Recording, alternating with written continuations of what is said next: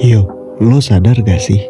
Di zaman sekarang, orang makin jarang ngomongin betapa kerennya cerita di game Red Dead Redemption atau The Last of Us. Tapi rame banget yang debat siapa yang lebih jago di Valorant, siapa push rank sampai mythical glory, siapa yang toxic paling elegan.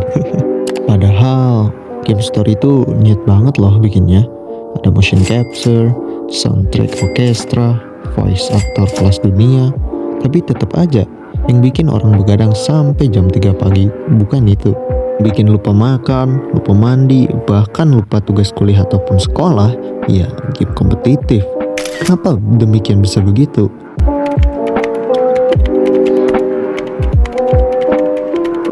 Otak manusia tuh suka banget sama yang instan. Game kompetitif kasih lo reward secara cepat dan jelas. Contohnya aja main Mobile Legend, terus kill musuh, terus dapet gold, lalu beli item dan jadi kuat, menang deh.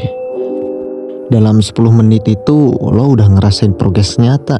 Sementara di game story, lo baru mulai, disuruh jalan kaki 15 menit ke desa sebelah, ketemu NPC, ngomong 5 menit, terus disuruh cari apel 3 biji. Kayak ngapain gitu, lama banget.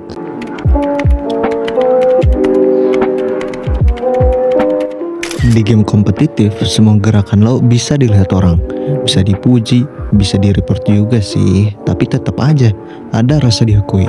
Orang suka jadi seseorang di dunia virtual, entah jadi top global ataupun jadi MVP di satu game.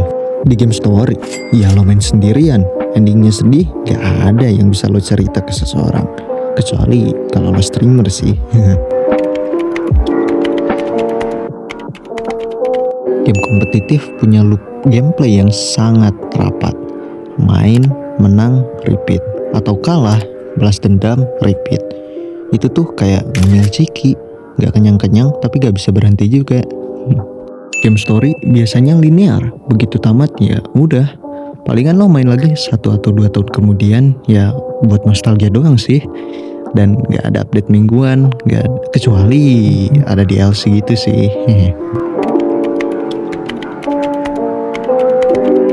Game kompetitif tuh kayak sosial media. Tiap hari ada hal baru, skin baru, event baru, meta baru. Lo absen seminggu aja udah kayak ketinggalan zaman.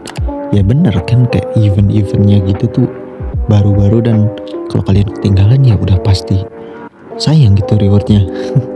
Sedangkan game story ya rilisnya bisa bertahun-tahun. Contohnya kayak God of War 2018 sampai ke God of War Ragnarok tuh hampir 5 tahun coy. Itu tuh lama banget tuh untuk ditunggu. Tapi ya hype-nya juga sebentar aja, dan gak ada update patch buat jalan cerita. Ya endingnya tetap itu-itu aja sih.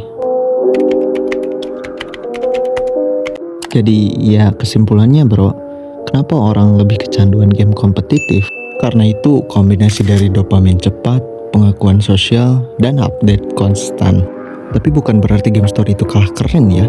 Kadang justru game story yang ngasih kita pelajaran paling dalam, yang bikin kita mikir, yang bikin kita ngerasa jadi manusia.